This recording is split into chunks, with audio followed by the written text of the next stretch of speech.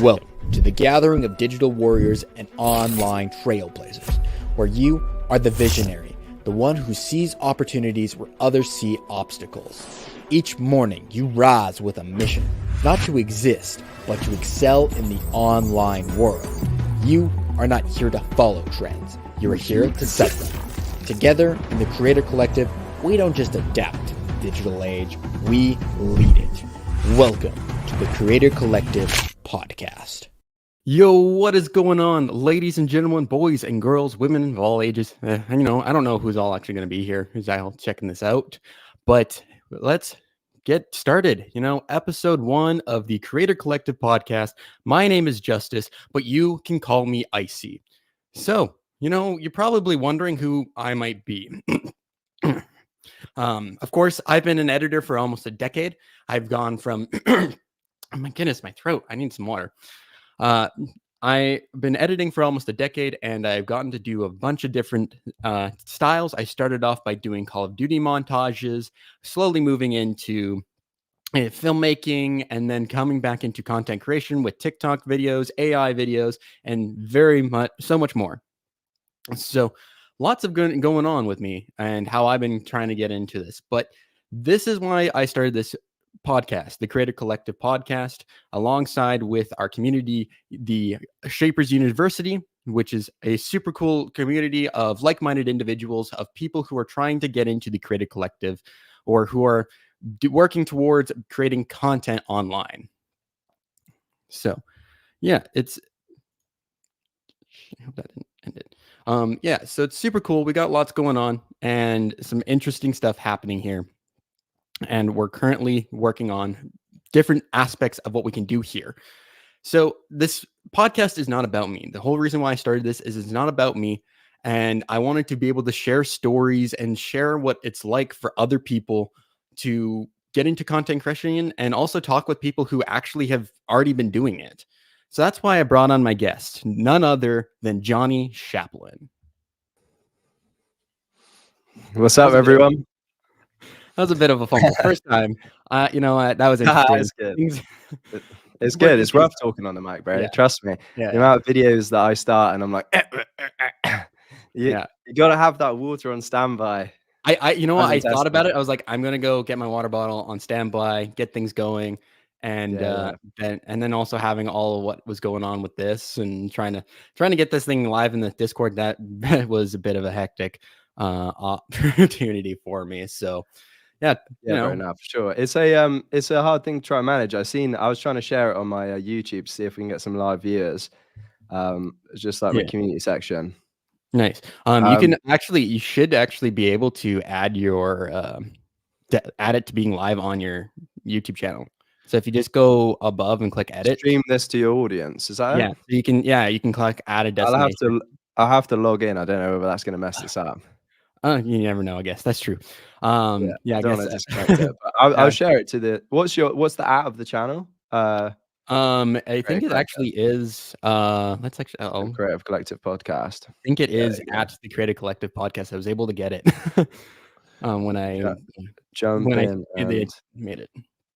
So, a little bit hectic. It's a cool format though, because obviously it's going to be live, and then we can talk and discuss things and work things through. But it's also then going to be recorded. Absolutely. So then we can chop it up and make it like a shorter episode, so it's a bit more compact. Yeah, so we'll have some. I can clean out my mistakes. Yeah, exactly. So it's gonna be cool. Yeah, if everything's working, hopefully. There's 8 people watching on YouTube. That's pretty cool. We'll see if the numbers pump up from the community tab.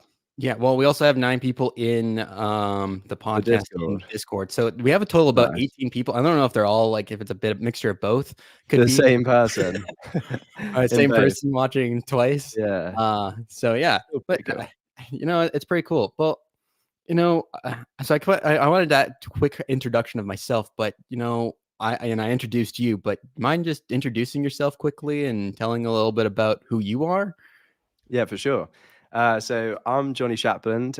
You probably know me from YouTube. I've been making YouTube videos for the last 3 years, but it was the last sort of 18 months in which I've really started to see some returns, shall I say, from YouTube. It's something that I've always wanted to do, be a content creator, but also I'm just an online hustler, baby.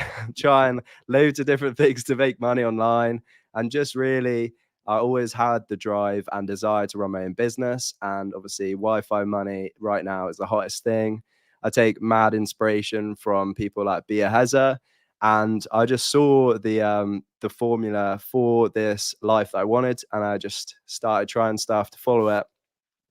My journey on YouTube started from me documenting trades that I was doing with crypto and also e-commerce, and then I kind of now have rolled into content creation, social media, theme pages, even TikTok. Although I haven't had like crazy success myself, but I have like an eye for seeing a business model, being able to break it down, reverse engineer it, and then make easy tutorials for it that people have been finding really valuable on YouTube. I think we've gained over 1 million views in the last 5 tutorial videos, which is kind of crazy.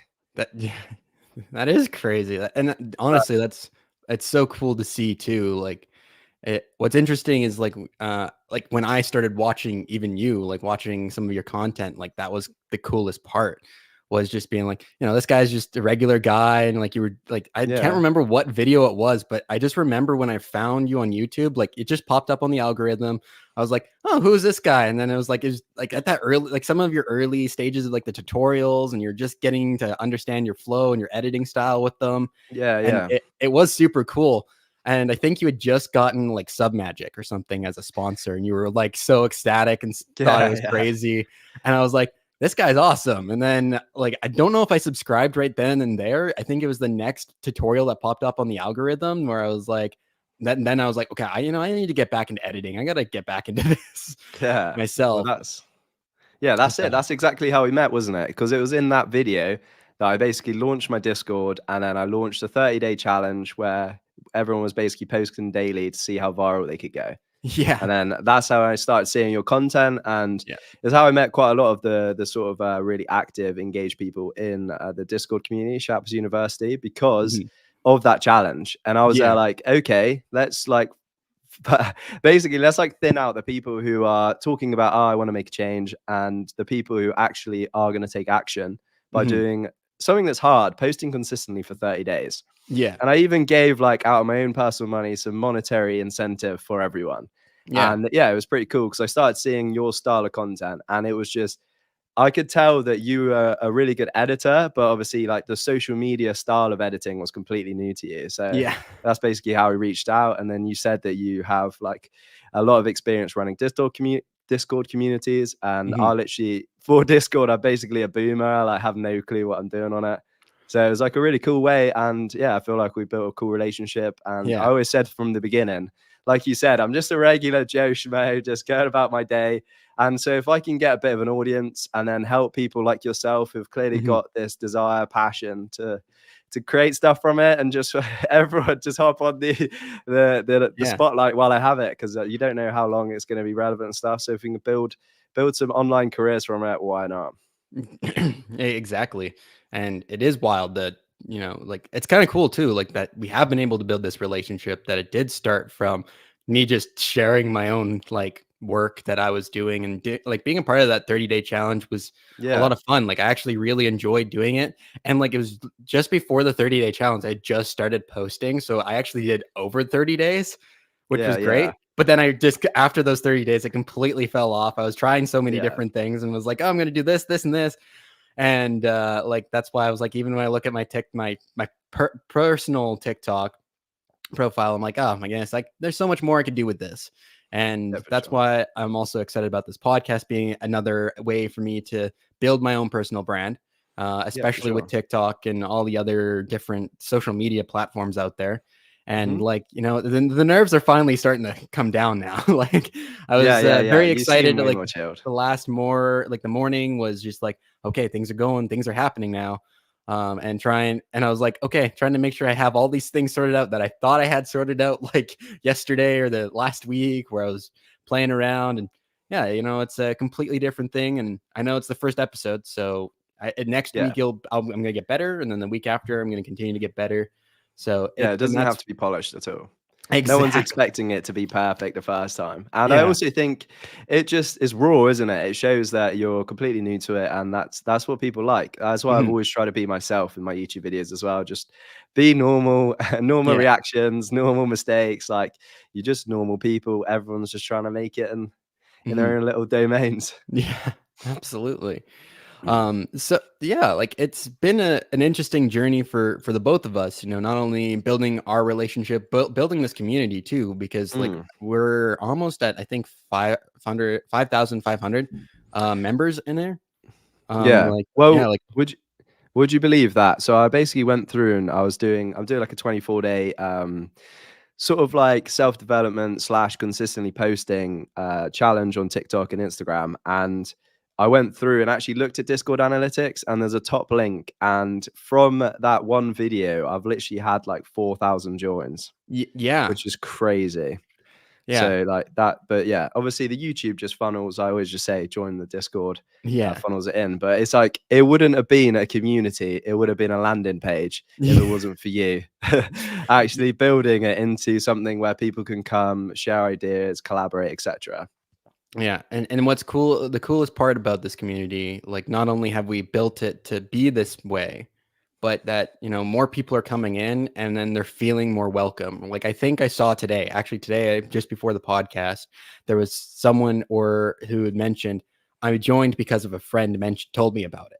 And then that That's cool. literally gave me a little bit of chills. I'm like, wait, someone like recommended this server. Like that's a whole new, Yeah. it's not just you sharing it and telling people about it through your YouTube channel. Like you Hmm. literally just showed up and then yeah, someone recommended Someone else the told them. server, and I was That's like, sick. that's so cool. Like, and it's so cool to see how many more people are coming through, since how many more people are coming in, Hmm. and turning this into a whole new ball game, and it's got kind of getting out of hand for me. Like I'm just like, okay, like it's really important now that I have moderators, because the chats are so busy. Like I'll be in there and I was like, oh, there's more things that people are talking about. There's more things that people Yeah, for and there's sure. different conversations. Like someone was talking about how they're hiring people who charged less or didn't want as much to be paid, and people were getting heated, and I had to step in and say, like, it's fine, this is actually just fine, like, but please, like, don't get aggressive, like, keep it civil, Yeah. keep the conversation civil. One of my mods also did the same thing, like jumped in and said, and right now, like, the trial moderators that I have in here are doing a really good job. Hmm. And so it's just kind of cool to actually start seeing what's really kind of happening and coming along with the community. So, but Well, yeah, you're doing like, absolute bits. Yeah, you're making the Shappers University a place to be, and hopefully in return, I'm able to sort of give a platform and a voice, and then we're able to grow yeah. symbiotically, which is sick. So what inspired you to like actually get the name Shapers University? I know your last name is Shapland, but Yeah. like what actually inspired you for that? Well, so I was in the Navy, and a lot of people in the military just refer to you as your surname. And then obviously Mhm. my surname's actually Rodber Shapland. So I was either known as two dads, which is like the classic joke when you have a two surnames, double barrel.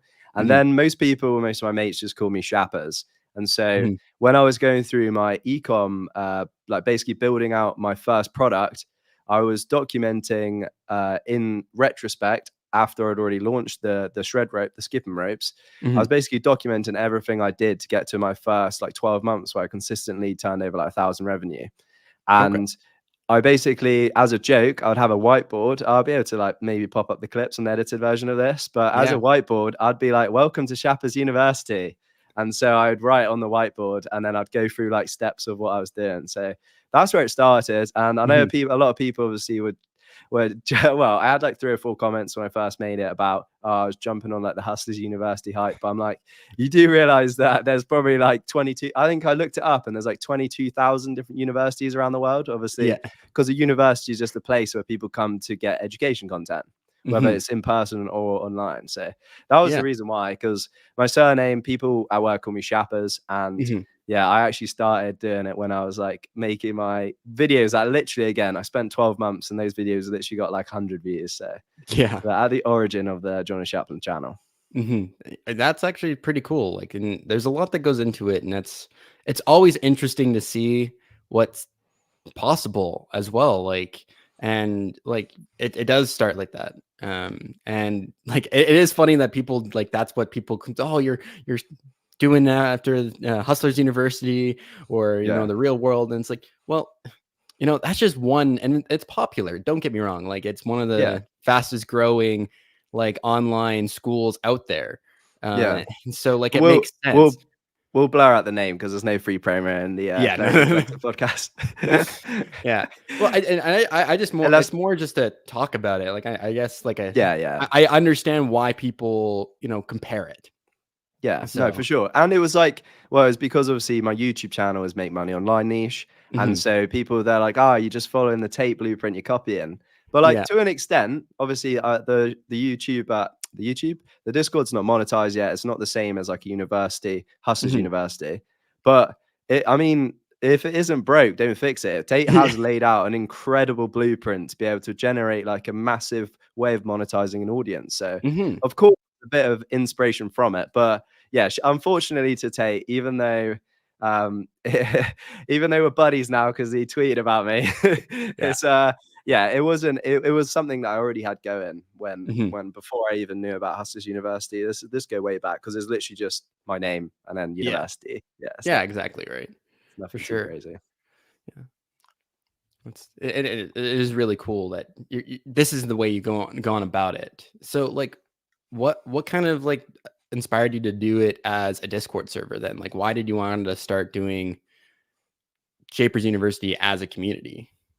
Well, I've got quite a few different things that I'm trying to basically build off of YouTube, because I was so lucky in the sense that when I hit 1,000 subscribers, I basically did a podcast like this online, and I've been networking with a bunch of different entrepreneurs, and I built a relationship with an entrepreneur called Mr. Reese. Shout out my guy, Mr. Reese. Me and him are buds now. Hopefully, maybe flying out to Spain and living with him for a bit and just like getting all the information I can from him. But he's got like 400,000 plus subscribers. And he basically said that YouTube, even though I've always seen YouTube as like this way that I can be raw, authentically myself, create content. I know my niche is make money online, but I want to be a content creator for the rest of my life. So I don't just want to be like niche down to this guy sat at a desk, even though right now I'm having to do that to build my audience. But he basically said YouTube could shut down tomorrow. And then I would have no job, no money, no income, no nothing. Well, I have other streams, but let's just say I didn't.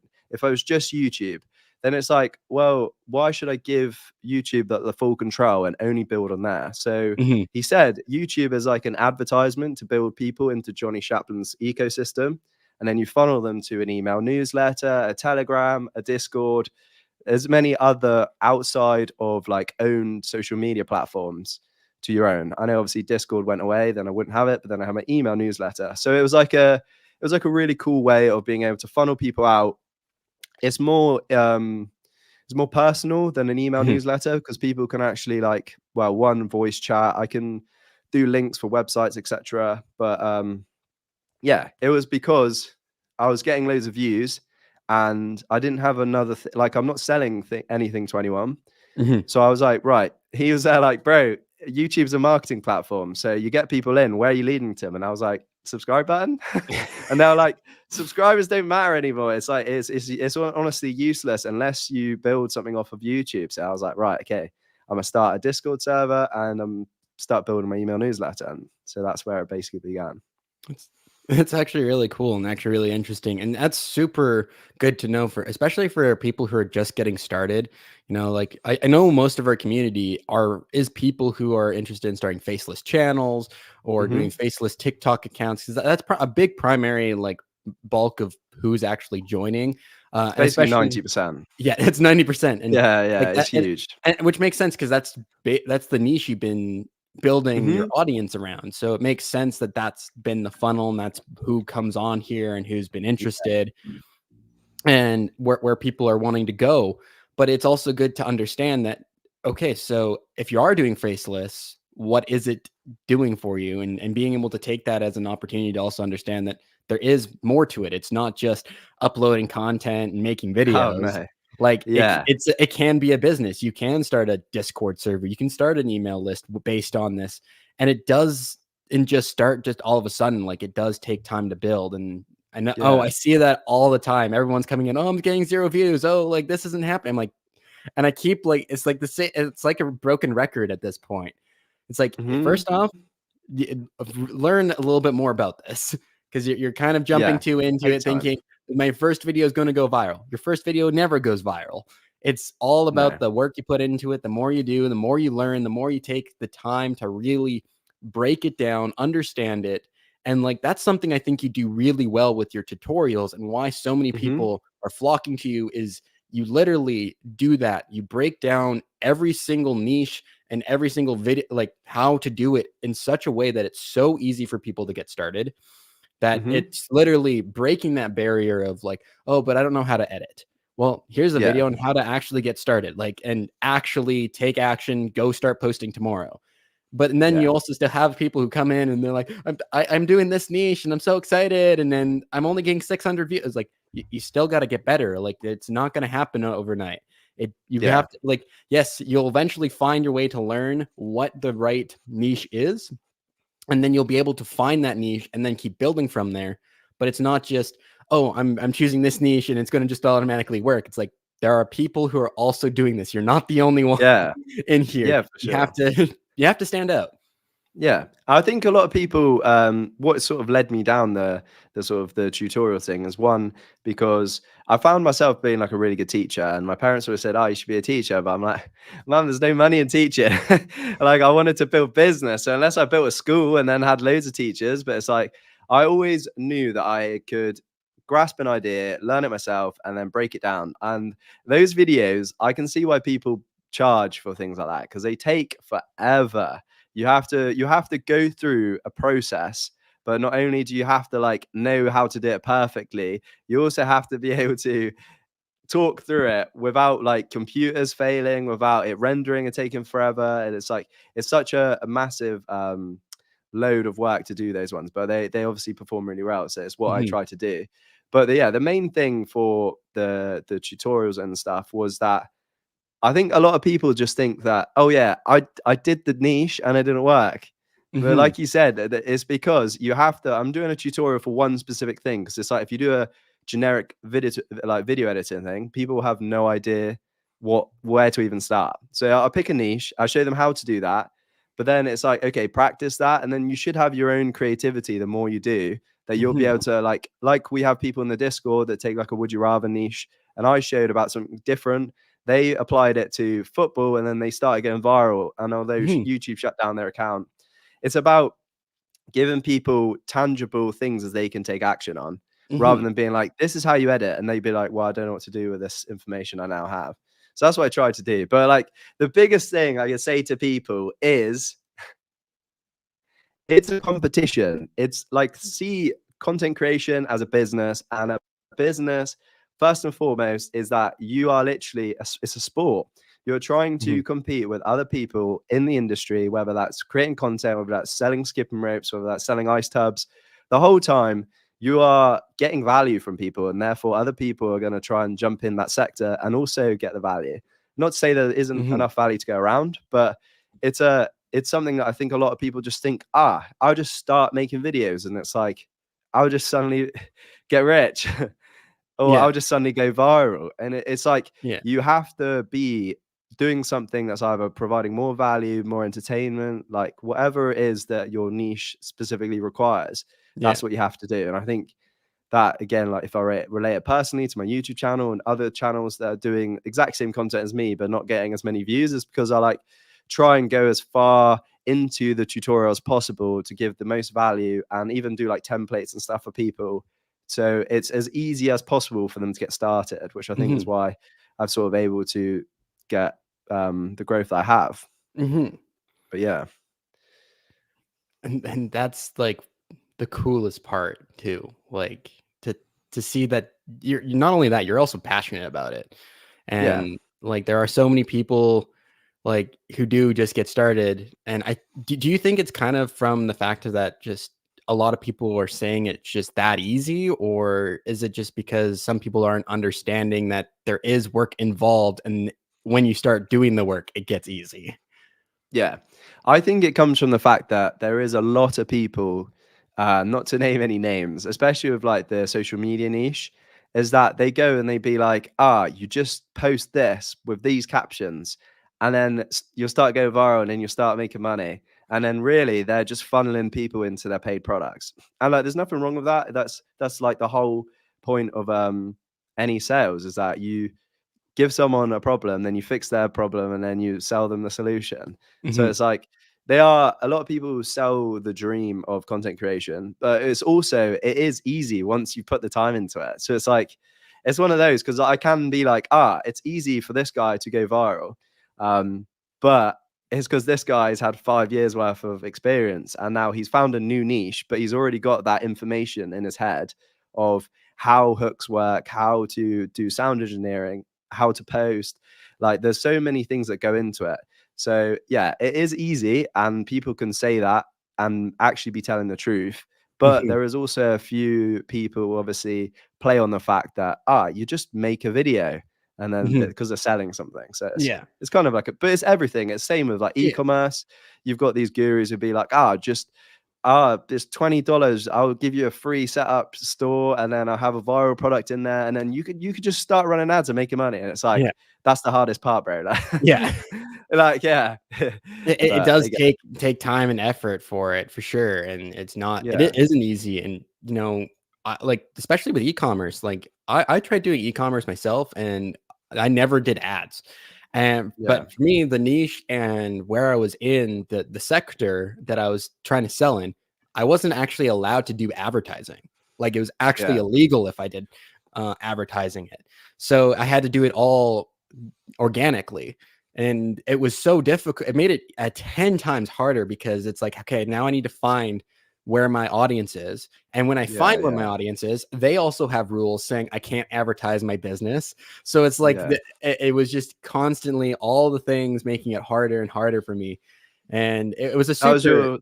t-shirt business, right? It wasn't a t-shirt business. Oh, just clothing It did, company. I did have clothing. I had a clothing line. I had a bunch of different accessories and products that I was set up. I never chose one product. I chose multiple. I had like a very big store full of different things. So I started building more of the brand. I was more focused on what the brand was over what Mm, the actual like product was. We did have a product that we were wanting to launch and like develop, but the problem with the product that we were trying to develop was we didn't know what we were doing and didn't realize we needed more money to develop that product.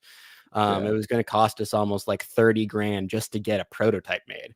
yeah. And like that was just It's like, okay, well, expensive. me and my friends who were doing this with were like, we don't have 30 grand just laying around. Like, and so I No. thought, okay, well, maybe we could go find some, like, there are ways, don't get me wrong, on figuring out how to get it off the ground, but you have to have like there's something that's required. And then my team didn't really have that. I No.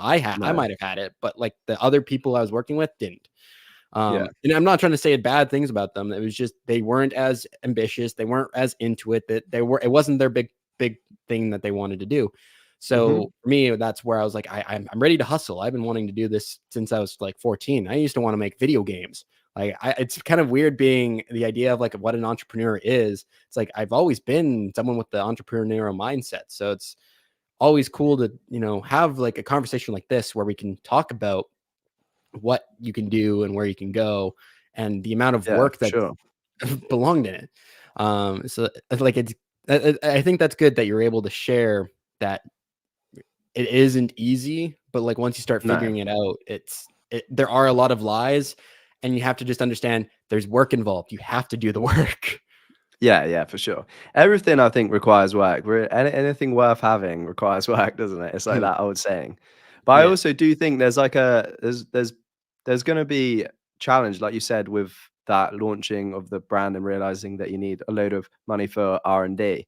And it's like that's just a battle, and now you've got the scars and those lessons to move forward. And the next thing you try, and it's like and again, another lesson about not to rely on other people necessarily at the beginning, because like you need to sort of just go in alone sometimes, and then when you Mhm. start building and you can fully rely and trust on yourself, that's when you start adding people in and start building relationships, like I've tried to do with you, and so far it's been Mhm. class. So it's Yeah. like Yeah, it's yeah, and I haven't tanked it yet. No, yeah, nah, and it's good. It's building, and then I think also that gives you information in which you then can recognize the type of people that you want to work with in the future and the type of people you don't, because Mhm. you can instantly vibe off of them. Yeah. Well, it was actually interesting. I just started a new audiobook called How to Talk to Anyone, 92 Different Tricks. And the most interesting thing that I'm not even that far into the book, but the first thing it's told me was you can actually read people's personality if you just can understand their body language. And you Yeah, can understand everything you need to know about them just purely by that. And that is actually super interesting and super unique because it's like, how do you go about that? How do you actually learn that sort of skill too, to be able to look at someone and be like, I know exactly everything you've gone through and, can relate.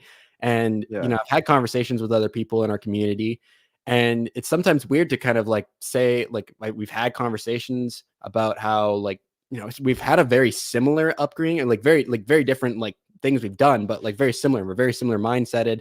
We have very similar ideas.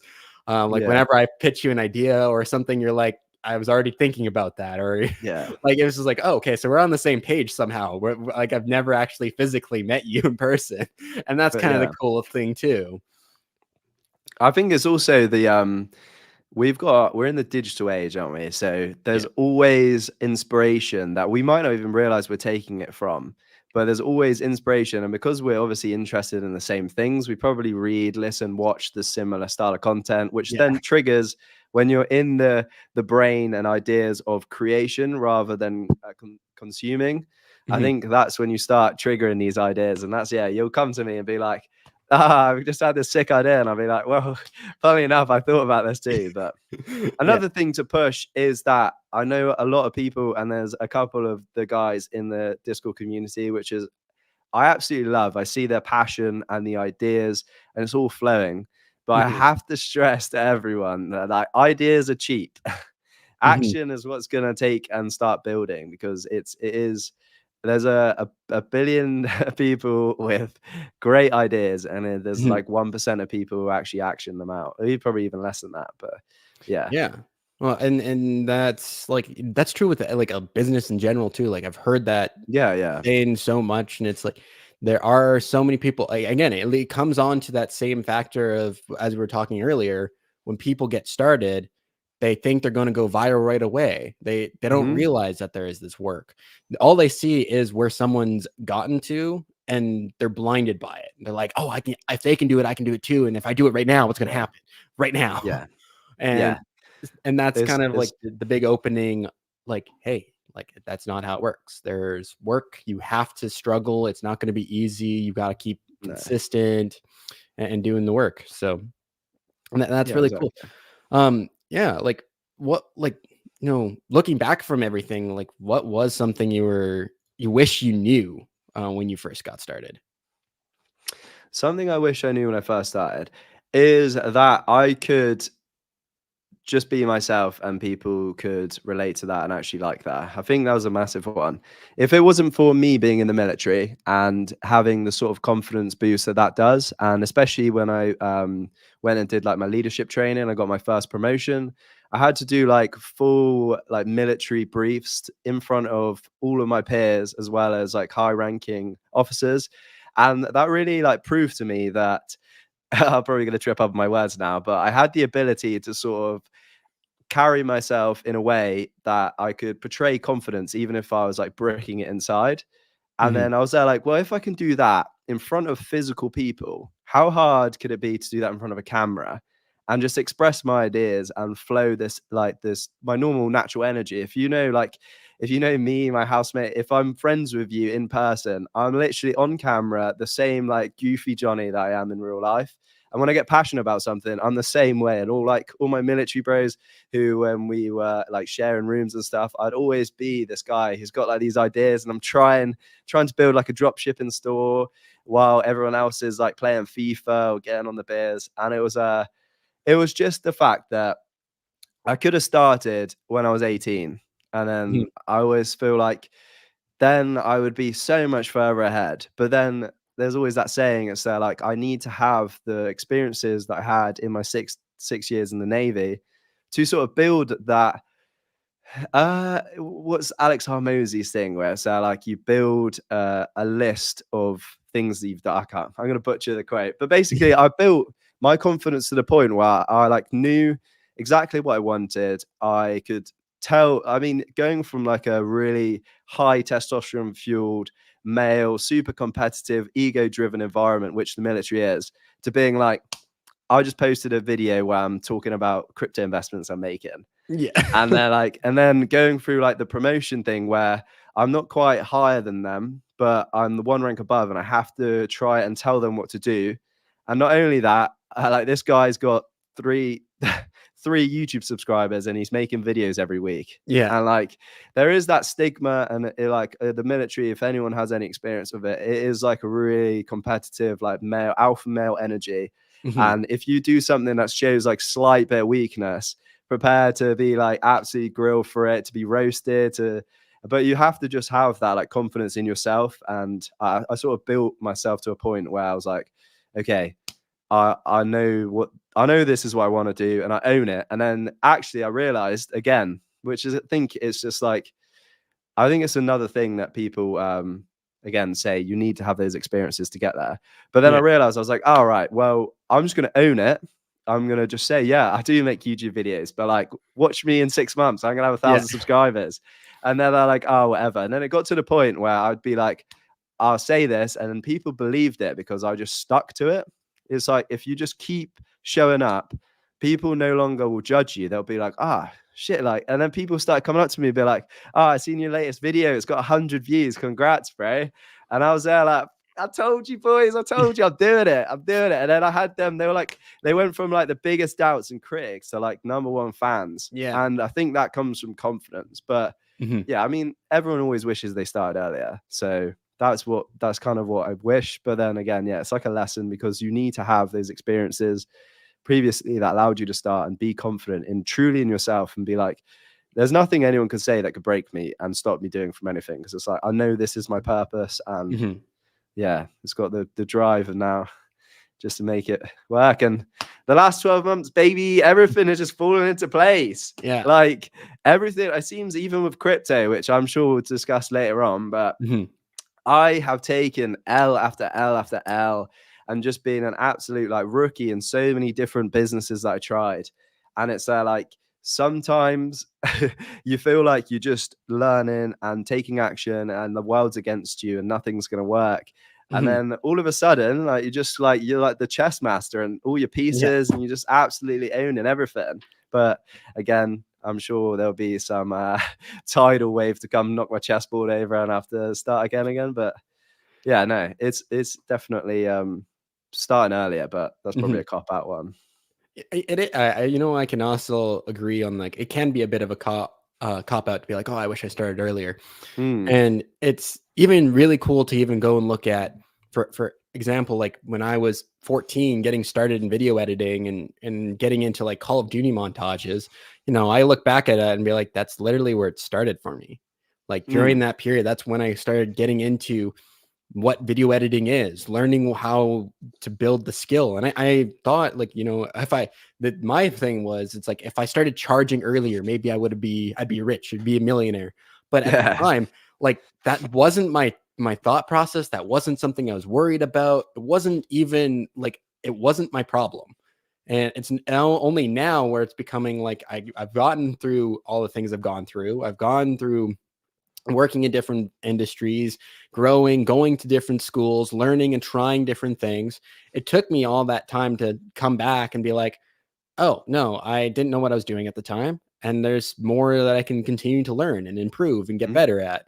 So it's like, it's so cool that when it comes to like the work you do, it does eventually lead you to a certain area. It doesn't happen right away.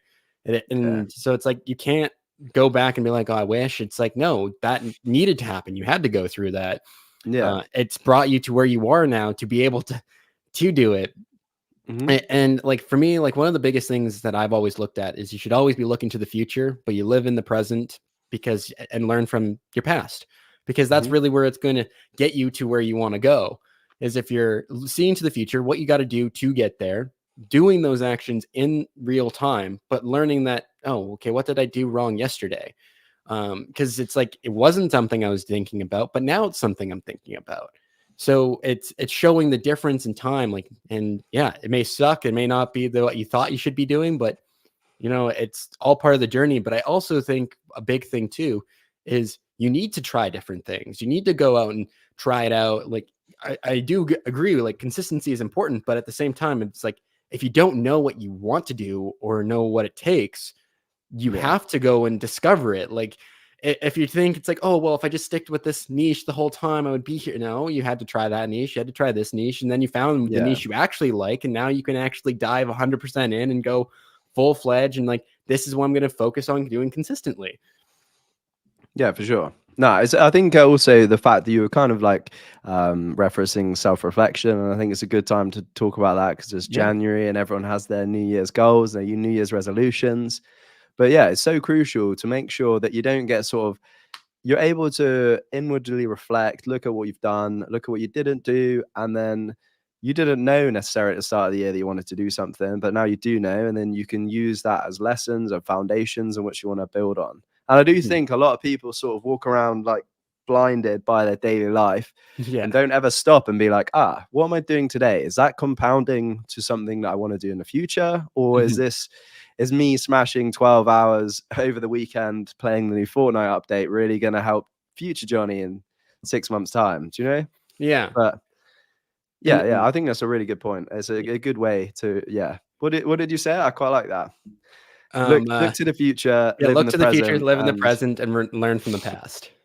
Yeah, no, it's a good way of looking at it. It's a good way of but that right there is going to be the true clip of this podcast. Yeah. It's going to go viral. Oh, for sure. It's super cool to be a part of this community and seeing what's truly possible. And I kind of want briefly talk about the Creator Collective. So what's that for you?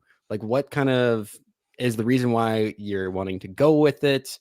Like, share a little bit about what that actually is. Yeah, for sure. So obviously I explained earlier that I'm sort of been rubbing shoulders with YouTubers, especially in the make money online niche. And they were all saying like, bro, launch a course. And if anyone's watched Jonny Shapland videos from the start, like the one thing I said I did want to do is launch a course. And then I started building this community, Shappers University. And I was like, right, I kind of looked at not necessarily the same fundamentals of the war room, but I kind of looked at the fact that, okay, I have this community of people that invested in themselves by paying to get into it, who all actively are looking to gain the same things from life. And whether that's through, obviously the Tate's is about like masculinity and business, etc. But mine was going to be the fact that it's related to me. So content creation, e-commerce, basically everything I'm doing.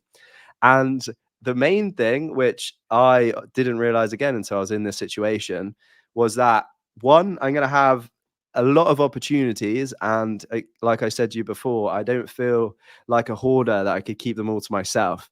And so having a community which I can then try and disperse some of these opportunities would be incredible. But also two, I didn't realize how time consuming these opportunities would be.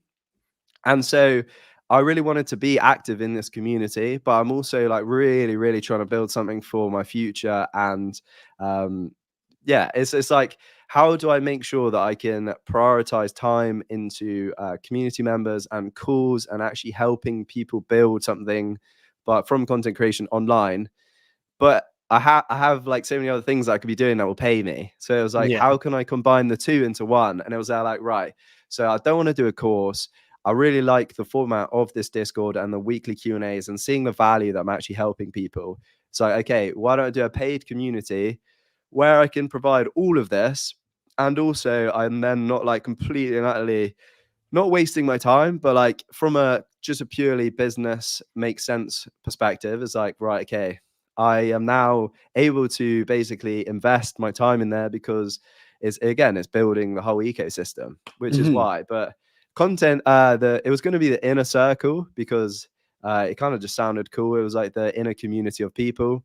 But then I think that the Creator Collective, when we were spitballing ideas, it's just like the perfect summary of what it is that the opportunity. I think every single digital business right now whatever it is, you need to have good content creation skills to make it work. Whether you're trying to sell a software, you're going to have to get clients, and getting clients, the best funnel, video ads. If you're trying to sell e-commerce products, drop shipping, whatever, you can't sell a product without having a good ad creative. So editing, storytelling, this is all. Or if you're just trying to build a podcast, or if you're trying to build a personal brand, a faceless theme page, like the whole works. It seems like this digital commerce is one fundamental skill that can make you successful in all the vast planes of this, which is content creation. So it's like, if I can build, again, I'm thinking really long term, if I can build over like the next 36 months, a really hardcore community, there's literally nothing that you can't then achieve. No industry you can't then dive into and just dominate, because you've got so people who are invested actively with like free stuff is great. But I think when people invest, they then realize, okay, well, I actually want to make the most of this. And then they actively take action way more than people who just get stuff for free. And you kind of think, I'll do it tomorrow. I'll look at it another time. So you'll have like a bunch of committed action takers, and everyone's in there actively sharing ideas, networking, and building. And yeah, it's something that I wanted to do, because I know that entrepreneurs can only fly so far on your own, and then you need to obviously fly together. So that was the main reason. Yeah. And I've had lots of conversations about this too. You know, one of the members who was in the inner circle before, where we've been changing this up to the Creator Collective, was that specifically. You can go really far by yourself, but you can go further faster with others. And that was something he actually said. And I always remember that, because it is very true. Like, when you can go far by yourself, like, you can do it. Like, it's been done before. It's been done before. But having like this community of people who are all actively driven, like, I want to do this. I want to make this happen. Like, I'm not waiting for the guy next to me to tell me he's going to do it. It's, I will do it. But if you're surrounded by more people like that, who is, I'm going to do this. Oh, I'm going to do this too. Okay, let's work together and we keep doing this. And like, you can at least, evaluate the workload a little bit, but you can still be doing more now because you have other people doing certain aspects of something. And I think what's really exciting about the Creative Collective is exactly what you were saying, how we could go into any industry and just dominate it because we know how to make content. We can do it well, and we can make that good, high paying ad and showcase that and be able to grow quickly. Like, whether that's us setting a trend of like, I think even with like courses, like the way people buy courses, a big thing is always about like these video letters, like where it's literally breaking down, oh, I started from here. Like, and that was like the coolest part about when I was doing sales. Like, I literally worked for a guy, and that was, here's my story, how I got here. And even as one of the sales reps, I was like, I want to join this program. Like, I've watched the digital letter. Like, I know what people are watching. I'm like, it made me want to join. For me, I didn't get access to it because I was the one selling it, but like, they were telling me, oh, we're going to give you access to these things so you can get to know more of the product. But like, that's the coolest part, is like, content creation is so important nowadays. It is. And people think, oh, it's saturated. No, it's not. Like, there's so many businesses starting. There's so many people that are trying to get in. And it's really trying to like figure out how to do the style, how to do it quickly, how to get better at it. And then also, because you know how to do a style, being able to evolve that style, make it stand out. So not only that, you're standing out to a bigger level of, hey, guess what, guys? Like, we're about to hit live. We're going to, launch our new product, and it's going to go viral right away, just because we have not only the community of people who are actively building it, but we have that same community of people who are like, we've all been working on this together to try and make this the best thing ever. Like, even being able to develop a style, like, as a community, it's like, okay, so here's some styles we really like that are trending right now. How can we mash them together? You go try this with this style and mash this, and let's see, and come back and talk about, hey, these two styles smashed together that this person did is really awesome. Okay, let's break this down and teach each other how to do it. So we can then, like, again, there's the potential of what we can do with mashing and working together has more potential than just, okay, I'm just going to do this style. Oh, I'm going to try and figure this out myself. It's like, hey, have you thought about trying these two things? So getting Yeah, that extra pair of eyes. yeah, having someone that I think the biggest thing is just accountability and having people to then sort of delve into problems together. Mhm. Because yeah, I mean, it takes you from an entrepreneur in your own house doing stuff completely by yourself, trying to figure everything out, to a team where you can sort of share the load of learning new knowledge, which I think is the most important thing. And I think it's so crucial, and I definitely see like the massive value for it as well, because I live in a house with like where it was four guys, but now there's only three. But like just being around that like male competitive energy, that Mhm. you one hold each other accountable, and two, you can really push towards doing like businesses and trying out different hustles, because you've got like, if one of you gets a little bit bored or a little bit like let down because something didn't work the first time, it's fine. The other one's like picks you up and is like, why don't we try this? Mhm. And it's like the biggest thing is me and my housemate D.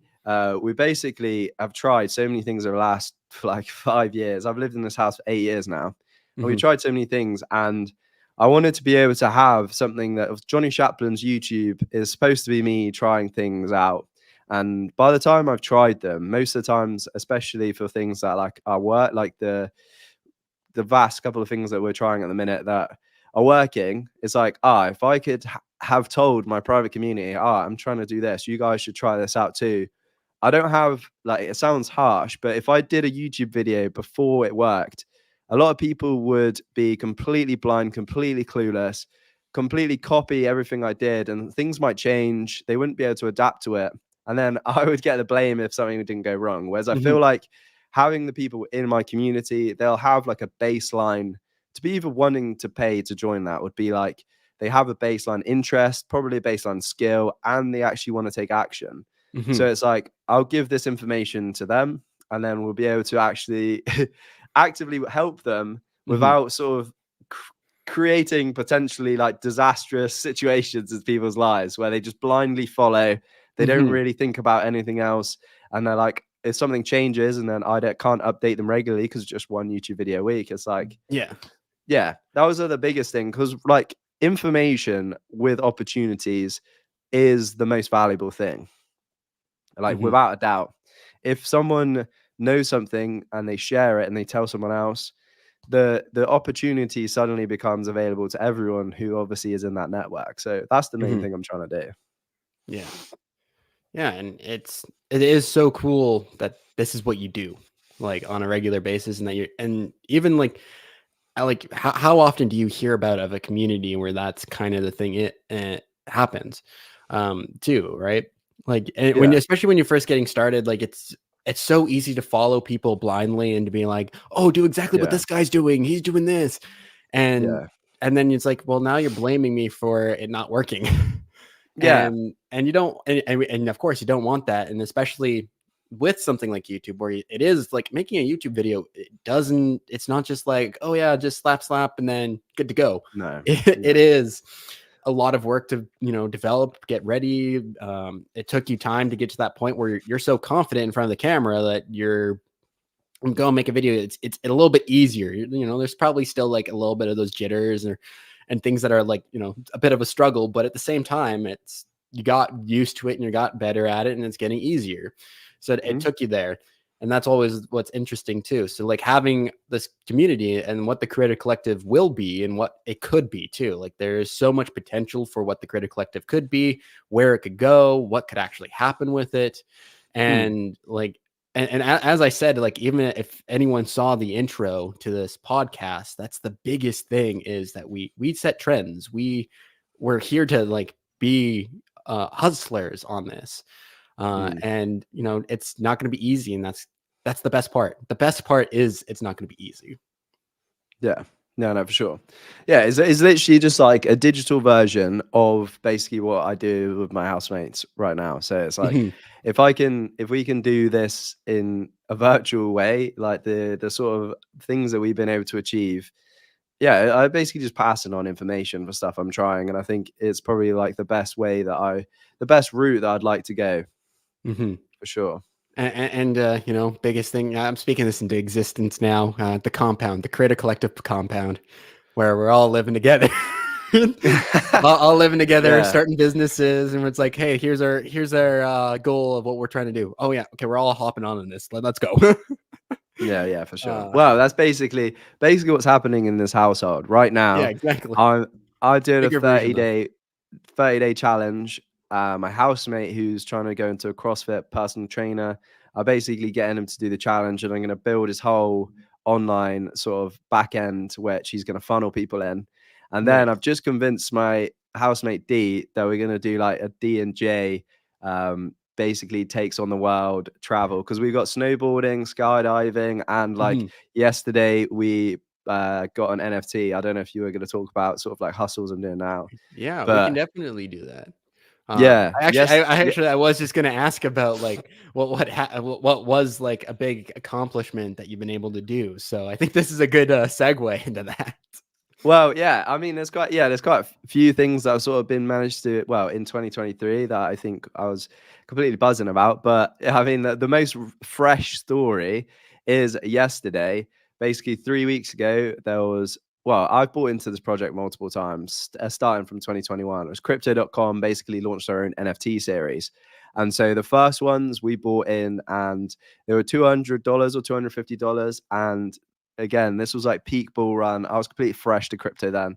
And I bought in these NFTs, and then they literally went insanely crazy from launch. After like 7 days, like $200. Some of these NFTs were selling for like 15K.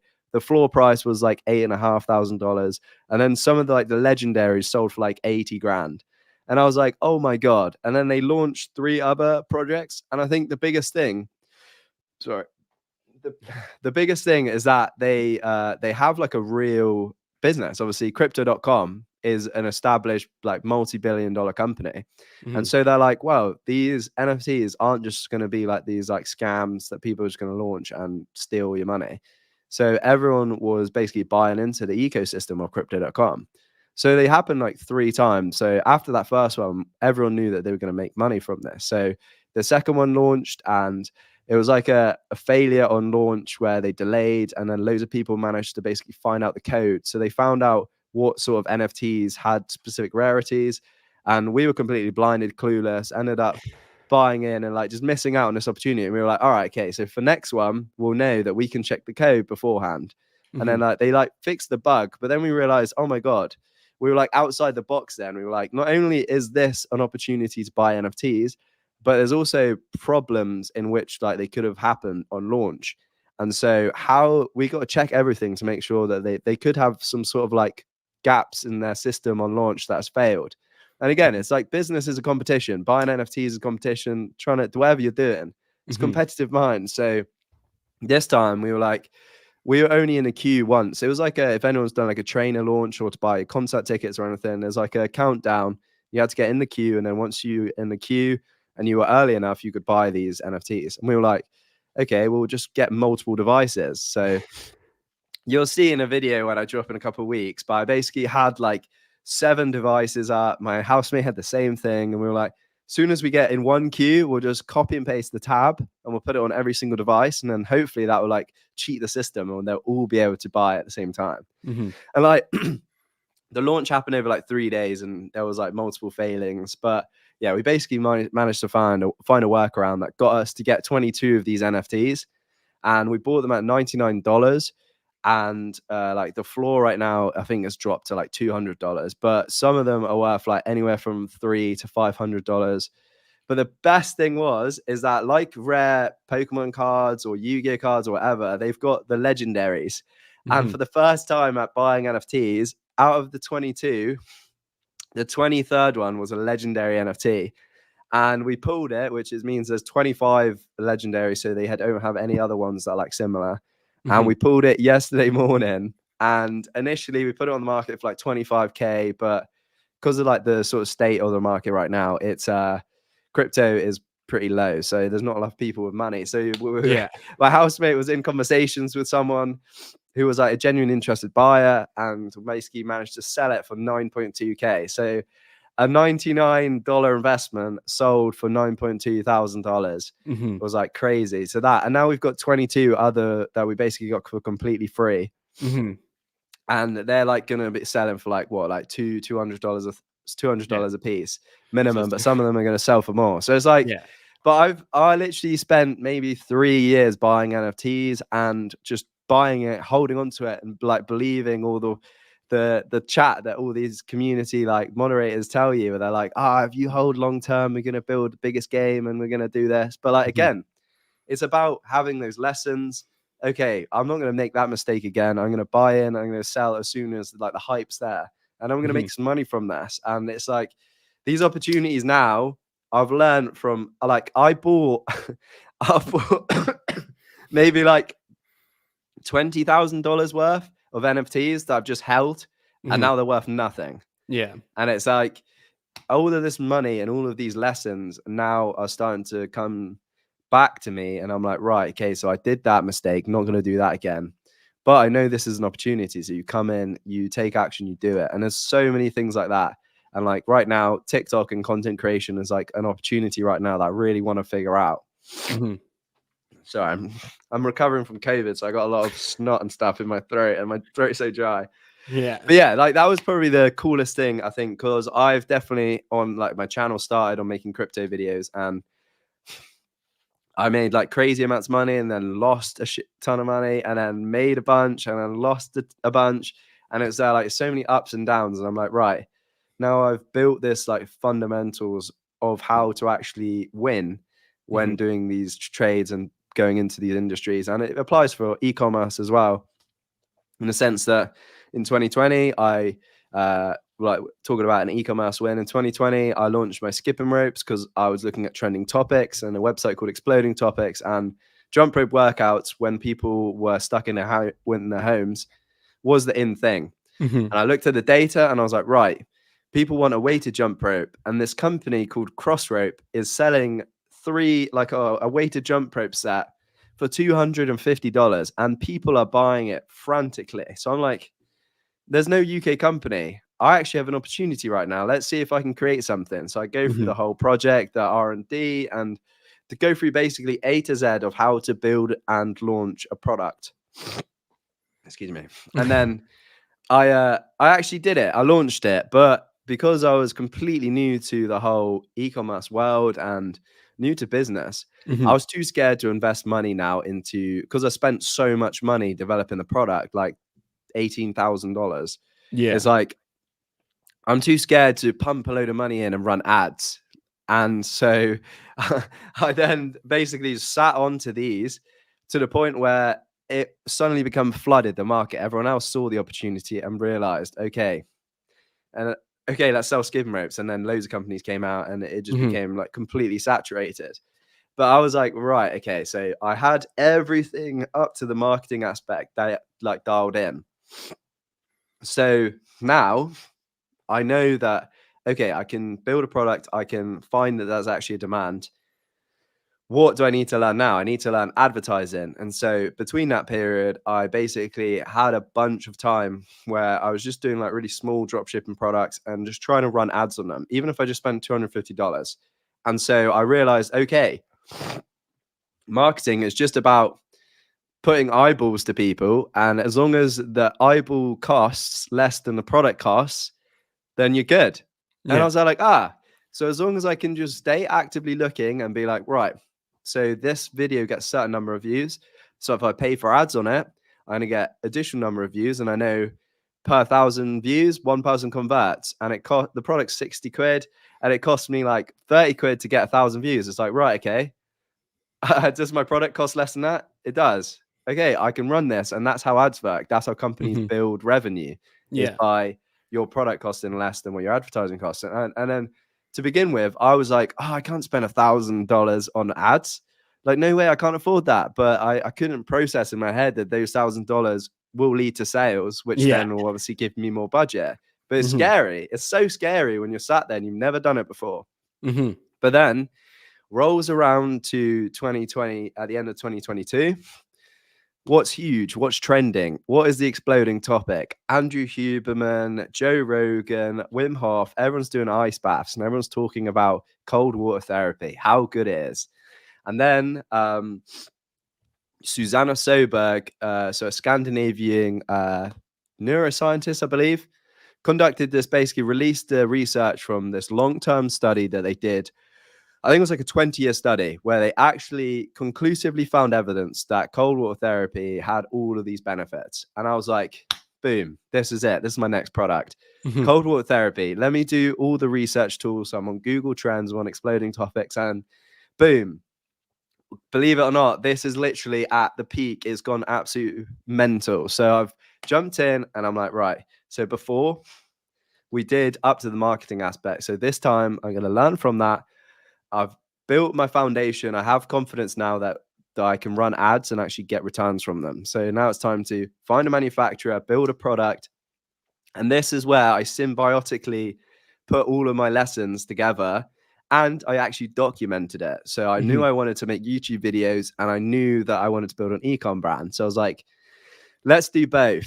And this is where basically all of my lessons came in. This is why sort of like 2023 to, well, 2022 to 2023 was when I like really established. I was like, right, I know for a fact that people like watching you build something because people don't just like make money online niche where it's just like you talking about ideas and you could make this money from this. People want to see you build a business and just document it.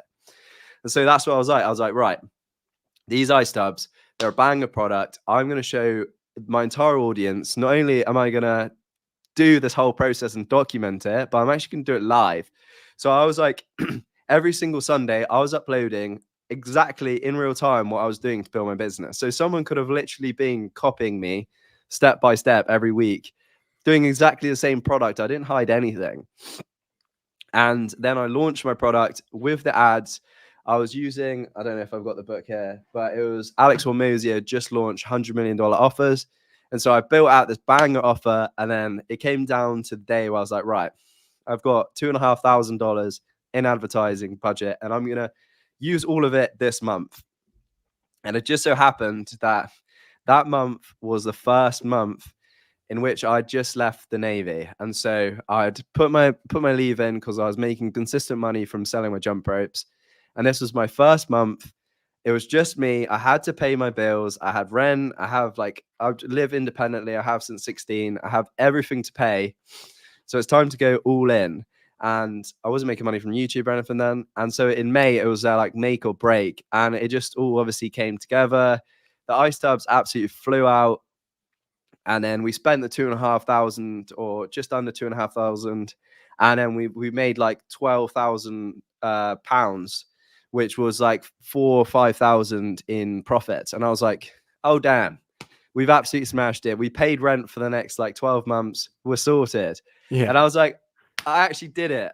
And then that was kind of like the biggest thing in my head. I was there like, again, you get to that point where you realize, okay, I learned from my mistakes. I've gone back and I've evaluated, and now I've actually taken action and built past my previous failures. And so as long as you're compounding, but then obviously I've made the mistake of not having a fulfillment center. And so when I ran out of stock, my stock dried up and then I had to wait 3 months because I hadn't done stock analysis before and forecasting. So again, it's just about taking those scars as an entrepreneur and sort of like building up slowly. And then you become, when I'm 27, maybe that's when I launched my first $1 million brand and the product pops. I'd run the ads, I forecast the stock, I have a fulfillment center, a 3PL, and then that's going to be it. But it's like, I needed to have those skipping ropes, not being able to run ads, be scared to waste money. And then the ice tubs to be like, okay, I've sold out my stock, and then be like, oh no, I didn't forecast enough. And so next time I'm going to find a banger product, I'm going to brand it, do everything, and then this is going to be the winning one. Third time's a charm. But yeah, I think, and then obviously going into the YouTube, but I think I'm going to do like a full 2023 recap video.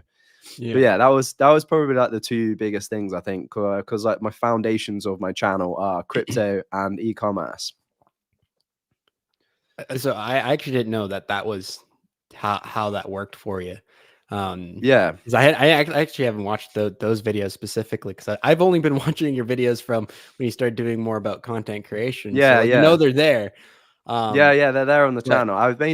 I went through and made a couple playlists, so yeah, for people to but go and watch. that is honestly absolutely wild, and it really kind of shows like you built some preparation. So I think what's interesting is like there's a couple ways you can kind of look at this too. And I think there are other people where you might have a similar situation where they go and do this thing and it doesn't work out, or maybe they're in that same situation where they had $2,000 that they invest into ads and then it just doesn't work for them. Yeah. But I think what's really interesting, and this is what's really stood out to me from hearing about that, was purely the fact that it was because you were going through and trying it before you went and actually did it. Like you actually did that research, did the work Mm, required to be ready and be in that right spot, that right point, that right time to actually just be like, okay, put it all in, see how it goes. And it worked out. You know, you yeah. could call it calculated risk, but at the same time, it's like, is that actually calculated risk? Because there are people who would be like, who would say, oh, you should have just invested the $2,000 on the skipping rope. But I Mm, think at the same time, it's like, because you went through what happened with the skipping rope and you were doing that with the business and you were still learning and you're still trying to understand it, when you came to that opportunity to be like, go above and beyond, like go see what happens, just do it, risk it all. And it mm, worked out, not because you risked it, but because of your past failure that you learned from, in order for you to actually call it a calculated risk, for it to yeah. actually hit that, like from 2 grand, you made 10 grand. So that literally did the 10xing of the income. Yeah. And then of course having and running into that issue of, okay, now I'm out of stock. Yeah. And so it's so cool to be like, okay, yeah, you checked on what's happening, and that's, again, it comes down to even going into content creation as well. Like, just because you start hearing about this trend, like if you get into it early enough and you understand it and learn it and find a way to stand out, because like I also agree with Alex Mosey's like $1 million offers, like that book. It's so interesting. It talks about so much about offers, and also not only that, it has actionable stuff in the book. Like I was Yeah. at the part where it was like actually talking about like, okay, so what's your product offer? Like what's the value in it? And he's talking about divergent thinking. A big thing like that right there is like, you open your mind on how do you create value? How do you actually share that with people? Yeah. And not only that, because of what you've been doing with your YouTube channel, with everything and building your business, you have been creating that free value for other people and knowing and understanding how to do it. And Yeah. it's just really interesting when you see it actually worked out and still failed. It worked out and failed at the same time. Yeah, that's it. But it's compounding failures lead to success, isn't it? It's the fact Mhm. that, okay, I always see like I think entrepreneurship is like you're just chapters of a book, and then each time you're sort of developing the character arc and the story, but you have to be building on the foundations which you set at the beginning. And I think that is again why the like online YouTube space can be a bit bad for certain people, because you've got low access to loads of other people's stories, and so you kind of want to flitter between every hustle. You're like, oh, that sounds good. It's probably Mhm. the same content create. Well, it is the same as content creation. You see one guy doing one niche and they're having success, but then there's another guy in that niche having success, and it's there like you have to really truly come down to things that you want to try and then building upon those failures in that same topic to then learn from the mistakes you made the first time. And then Mhm. as long as you don't repeat the same mistakes, you will see success. Like that's the whole point. And like now, my next product, I know for a fact now that I can recognize a good product in demand of a certain market. And now I know that I can create an offer around that product. And like you said, the divergent thinking is what allowed me to make so much profit on that product, is because every other competitor was knocking the price down, where I built an array of free products that come with it that didn't cost me anything, but it gave insane amount of value that made people convert, which was like exactly what he taught. And I would never have done that. I would have never done like a follow along 14-day course and like multiple ebooks for beginners. And just like it was such a new topic that people obviously wanted to read digital products about and have that face to face. I took it down, but there's probably people who have access to where it's literally just me jumping in a tub. Again, I wasn't obviously making like the good good YouTube videos I do now, still building on the editing and stuff. But I was literally just sat there in a tub, like chatting, absolute waffle to people. And the final video is 14 minutes of me chatting, just waffled someone freezing in an ice tub. And I'm there like, guys, just follow along. I know for a fact that like accountability is the crucial thing. Just click this video, play. And it was like, again, it's just all these things that like build the foundations for everything you go for. But Yeah, it's so true. It's like the hardest thing right now. Wow, the best thing right now is that we have access to all this information, but it's also the worst thing because it's there like, what do you pick to do? There's a world of opportunity, and it's all seems to be at the fingertips. It's like, what do we focus on first? So I feel like that's why content creation is the key, because it's like, start that, nail that, and then you can do anything. Yeah. And especially like once you understand like there's different ways of making business with it too. And like Yeah. there's so many different styles. Like I know for me, one of the styles I absolutely hate. I hate corporate music. I hate it. And I think I almost had my first client in editing. They're willing to pay me and they wanted me to do this corporate video. And it was like this AI video. And I was like, I started like trying to get into it. And I was just like, I can't, like, I just don't see myself doing this. Because the song they sent me, I'm like, I can't listen to this. Like, I hate corporate music. I hate it so much. And it's really interesting because it's like now I'm having to suffer to try and make this video, trying to make this thing work. So it's so cool and so wild. And Yeah, for like sure. it's one of those things. So I totally agree. And I think there's so many different ways to go about this. And like, yeah, so it's so cool to hear that, you know, you tried so many different methods and you tried this and it worked out, it failed, it worked out, it still failed. Like it's understanding that things, I think I was even listening to Psychology of Money. And that was literally something that was also being talked about too. It's like, you're going to have more failures than success. It's only until you see that success. It's now it's built off of those failures. Yeah, 100%. That's it. Compounding failures leads to success. I think is like the most crucial way of looking at it, because without those lessons, you can't then reflect on them, develop from them, learn from them, and then move on and have the application to then go and do it again. That's the hardest thing, isn't it? You can't fail if you never quit. Yeah, absolutely. Well, so I think now would be a good time to kind of do a quick shift, and you know, we're live, you know, with this audience. So Yeah, for sure. People who are in the chats, we're going to go off of Discord and on YouTube since we've kind of have a bit of both. So if you have any questions you want to ask either Jonny or myself, feel free to post them in the comments on YouTube or on Discord, and then we'll start going through some questions. And then after that, we'll kind of just wrap it up here. So there might be a little bit of a delay, which is going to be interesting. I see there's a comment about, bro, Jonny, you need to teach us about NFT industry. Yeah. I've got a video coming. It's either next Sunday or the Sunday after. I've got a video coming. And also the biggest bottleneck for my business, or my ecom business, was the fact that I held the stock. And so I'm following a lot of advice from a couple of entrepreneurs that I've reached out to. And I found basically like a fulfillment partner, and it's called Auto DS. You've probably seen like Jordan Welch and like another guy that I've been learning from his free course, Jordan Brown, basically talk about it, where it is the one bottleneck I found was that I couldn't rotate stock enough to forecast. And so I'm basically learning everything I can about Auto DS. I'm also reaching out to them, but I don't think I'm big time enough to work with them. But basically everything that I failed this time, I'm learning, and I'm going to make a video about that and how to basically bypass what I did, because I did the whole ecom business model the wrong way around.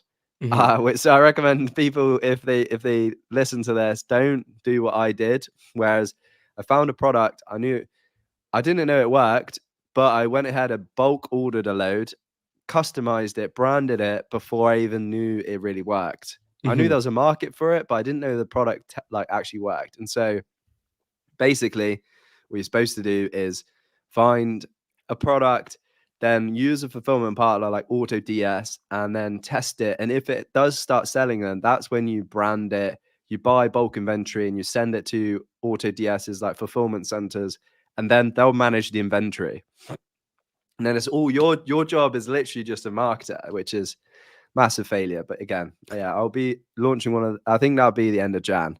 And then the NFT video, I literally, with my housemate 3.5 weeks ago, I went through the whole process of buying it, recognizing that it was going to be an opportunity, how we did that, sort of looking at previous charts and trends, and yeah, how to actually buy NFTs. The whole works is there, and obviously the live reaction of unraveling the legendary one that was obviously we sold for 9.2k, and like the total profits and stuff of what I spent on it will all be in that video.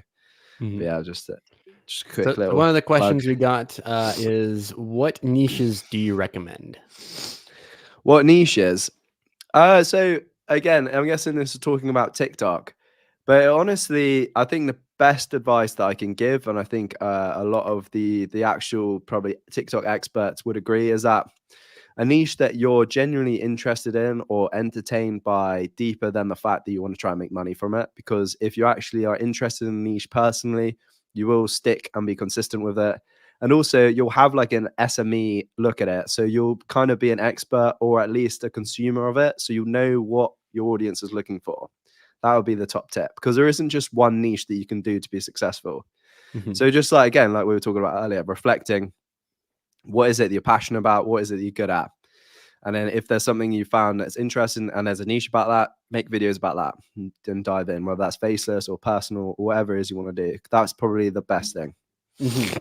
And to kind of build on top of that too, it's like, and I sound like a broken record because I think this is a question that's almost on every Q&A we've done in the community. It's like, what niche do you recommend? And it's even in the community, it's a very new question. And maybe we got to add like an FAQ into the server, those frequently asked questions for niches, because every time we answer it, it's like we've answered it before. Like there's so many answers to this question. And, you know, and I've had conversations with people who are in the creator beta program on TikTok, and some of them have told me their niches. I won't reveal those niches because they've told me not to. And, you know, I don't want to, you know, take that away from them. But like, what's interesting, when they showed me what niche they're in, it's like, I would never have thought of that as a niche. You know, I never would have thought, oh, that's a niche I could do. There's so many niches, and like most people are going to go in. It's like, oh, let's do finance, or like there's the common main ones: motivation, finance, and you know, sometimes relationships. And it's not because those are like super saturated. Like, don't get me wrong, it's more of a competition. That's the big thing. Like we've said before during this podcast, like it's a competition. Like you're fighting to be number one. You're fighting to get views. You're fighting for people's attention. So if you're trying to find that niche, like Jonny said, you need to find something you're interested in, you're entertained by, and something that you see yourself. If I go and spend 30 days on this niche to even test it, right? Like a lot of like people forget, like you need to go and test it to see if it works. You know, give yourself that time. It's not, and we've mentioned it doesn't happen overnight. You have to do the work to get there. And so when it comes to that, when you find something that you're interested in, it's also like take some value off of what Jonny just said about his ecom brand. He did research on everything he was doing. So research different niches. Go and like type in on TikTok something you're interested in. You could easily do that with your cell phone. Like people forget that TikTok is one of the biggest places where people use like Google now. Like they're trying to find out something, you know, for example, like let's just say you're not a religious person. You want to start learning about religion. Search up religious videos on TikTok. Like you're going to start having, you know, prayers or like motivational content of people like talking about God and stuff like that. Yeah. Like that's just one area. And that's just like, you know, one thing. But like if you want to go and learn something or find out something you're interested in, like you just look it up. You can go and find out if there's actual interest in it, if it's growing, if it's becoming something more. So yeah, for sure. That's definitely something to look at.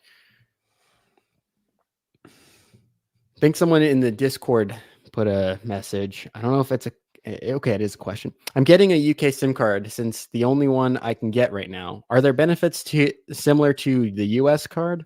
Like, I know that the US card is better, but can I still get good results with the UK one? So I am right now doing a like project where I'm basically doing like mini daily self-development videos, because again, like we discussed, I know that a niche that I can stay consistent with is just like how I make YouTube videos about what I'm doing. I'm now making like mini TikToks to get into CPB, but I know that and I'm in communications with a bunch of people who are actually in the CPB, and so US without a doubt is the highest paying RPMs, without a doubt. That's just undeniable, because as a whole, the US has more purchase power. So TikTok will pay people more and advertisers pay more because they have a higher conversion, which is just how YouTube, TikTok, everything works.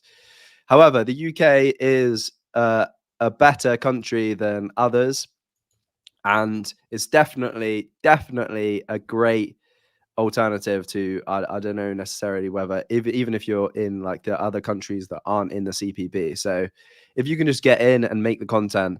And I also just want to say that like everyone's fixated on the CPB. I know it's great, it's an awesome opportunity, but like the content itself, the business is, you are just funneling. So for this one, you're creating content that TikTok will then put ads on. So the funnel is to keep people watching enough to stay on the app to see ads. But you can just build a page that then funnels to your own products. And that's like the biggest thing that I want to build for the Creator Collective, is to show people the actual model behind why you're creating content. And so everyone's focused on the YouTube Partner Program and TikTok Creativity Program Beta. But if you build like within real niches, you can then funnel to back-end products. And that's like that's something that I'm working on right now. Like I said, with my personal trainer housemate, who's trying to go into a full-time PT, and he's just doing like the normal boomer route where he's like, oh, I'm going to go start working in gyms. And I'm like, bro, we live in like the TikTok's a thing now. We live in the 21st century. You can do your private one-to-one clients, but don't work in a gym.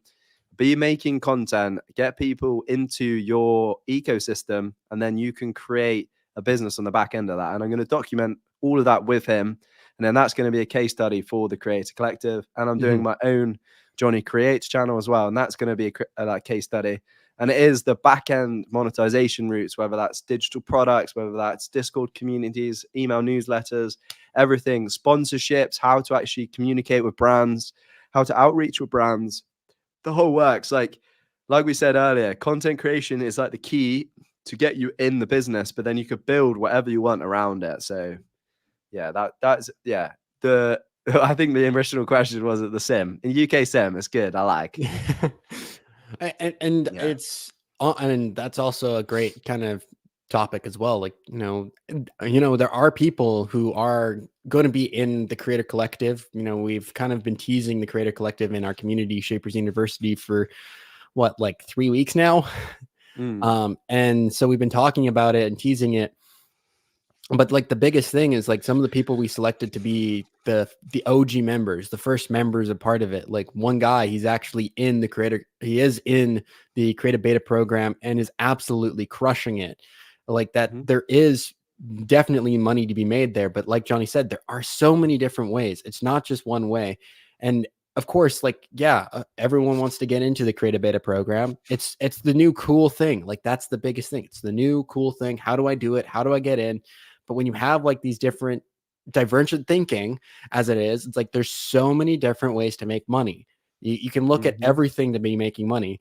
I've even mentioned, okay, so say you're a podcast clips editor and you're not in an eligible country, but you still can get brands in front of people. You can still get other podcasts in that same niche in front of people. It could be a brand new podcast, and maybe they're rich people or something, and they have money or whatever. Like you can cater to them, be like, hey, yeah, if you want to post your podcast clip, if you want me to post it on my account, because I can go viral with it, I know how, I'll get you your views. I'll get you those eyeballs. You can sell that as a package. There's so many ways to look at it, and that's kind of the big thing to think about too. So it's using divergent thinking and thinking of multiple possibilities of how you can actually make money. So instead of just being like, oh, what's the best niche? Think about it from this. You can always think about, what am I interested in? can I find out how trending this is? What is trending in this niche? How can I add value to it and make it better? And it's just about asking yourself questions. That's the biggest thing, is you have to ask yourself questions, because and this is a big thing too, everyone is doing this. Who, like, you're not the only one doing this. Your first idea is not as original as you think it is. And it's actually, the more you do and the more you develop that idea, where it actually starts to become original. And maybe you can add on top of that.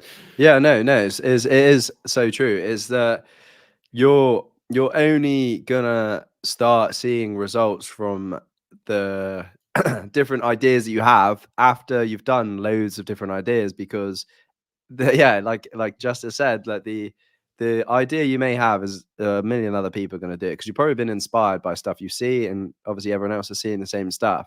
And it's like you're gonna be building every time you try a new niche, or every time you try and edit something new, you're going to be building those skills.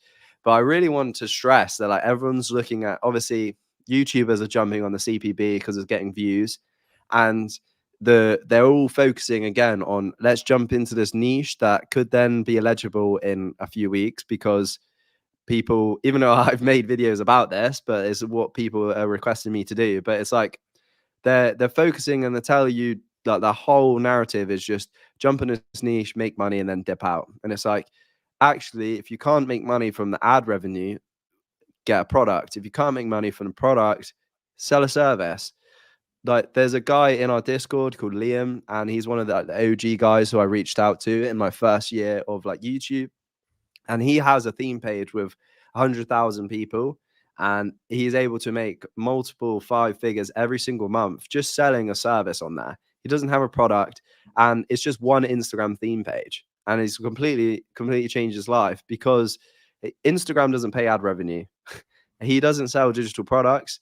He just literally uses his Instagram theme page to get people to view his content, and then his content funnels to him as a service. And so I know it's the new hot thing right now, and yeah, feel free, if you're a good editor, to hop on and try it and do it. But if you're like completely brand new to this, don't just scope in on trying to chase ad revenue, because there's a people who aren't even monetized that are making bank from views, because there's so many other options. Yeah, and using that divergent thinking to really kind of find out what other ideas you can do. You know, I think even in Alex Hormozi's book, 100 Million Offers, he does mention, like, he does this exercise, and I really did fail it, because I clearly don't have enough divergent thinking. Was here, you have a brick. What's all the different ways you can sell this brick? Like, what's the different value you can get from this brick? I didn't even think, like, when I heard all the ideas he came up with, I was like, yeah, wait, what? That's crazy. Like, it's a big surprise when it comes to that. So that's kind of what's really interesting, is you have to start looking at everything. If you start looking at everything around you, you can, again, the brick option. Hey, here's a battery.